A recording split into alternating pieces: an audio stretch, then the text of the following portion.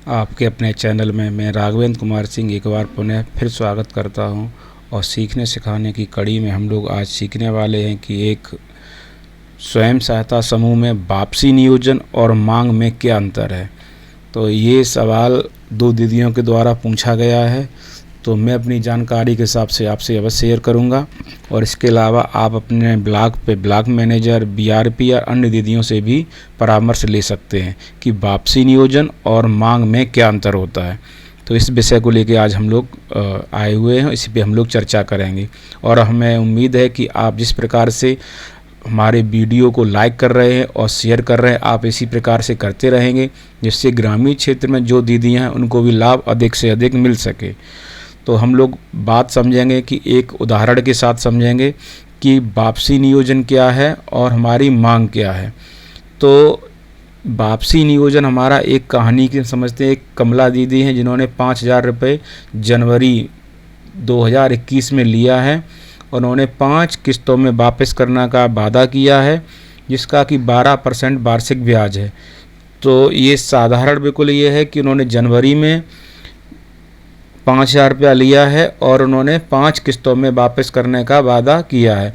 तो किस्त कितने की बनेगी ये साधारणतः हम लोग निकालना जानते ही हैं कि जितने में हमारे रुपए हैं, जितने हमने किस्तों में वादा किया उसका उसमें भाग दे देंगे, तो हमारा 1 रुपये में कितने वो रुपये वापस करेंगे हमारा निकल के आ जाएगा।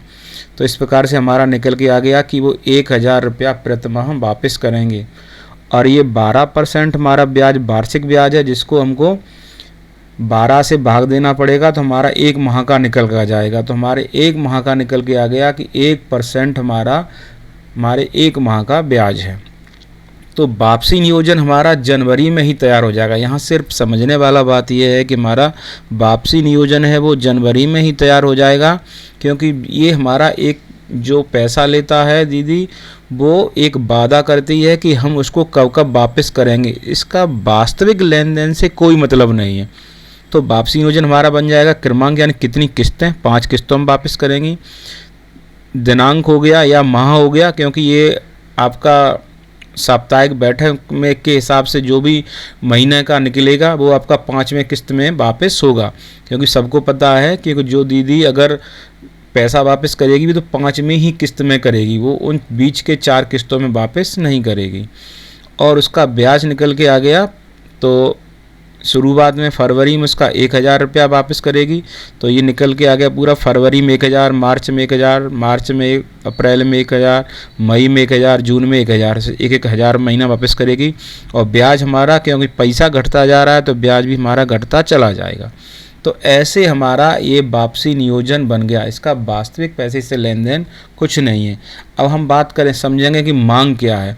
तो मांग को समझने के लिए हमारा मांग जो है, फरवरी का मांग हमारा जनवरी में ही बन जाएगा, क्योंकि जब हम जनवरी में पैसा दीदी दे रही है तो उनको फरवरी में ही बता देगी भैया ये तुम्हारा वापसी नियोजन बन गया, और मांग क्योंकि उससे पहले का बाकी कुछ है नहीं है, तो आप हमको 1,000 रुपया प्लस 50 रुपया ब्याज हमको वापस कर देना।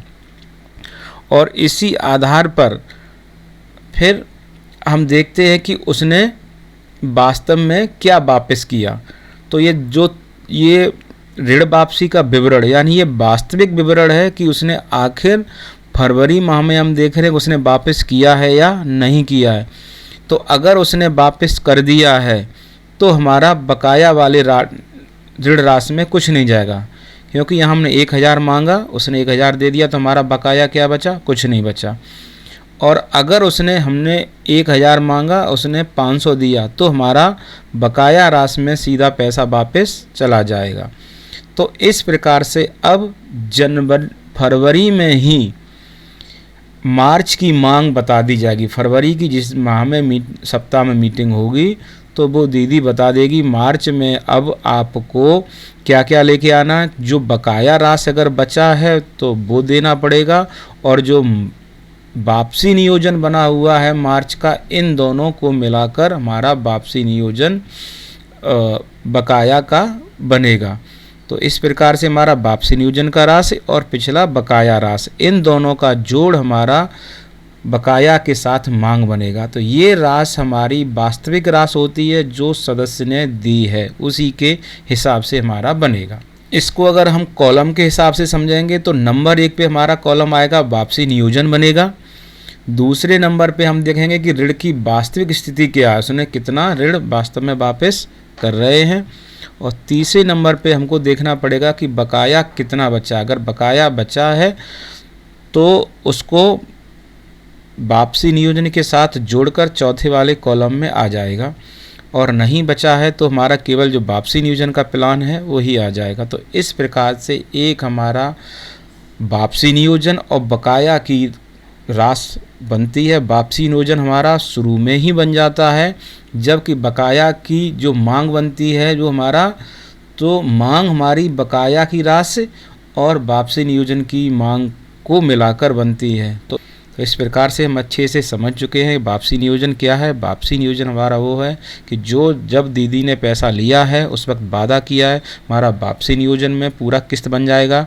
और हमारा बकाया राशि क्या है, बकाया राशि हमारी या हमारी जो मांग क्या है, मांग हमारी में वो आएगा जो बकाया राशि और वापसी नियोजन की दोनों की राशि को जोड़कर हम बकाया राशि में लिखते हैं। आप सभी का धन्यवाद। मुझे लगता है हम काफ़ी क्लियर हो गया होगा। अगर फिर भी कोई सवाल है तो आप कमेंट्स बॉक्स में पूछ सकते हैं।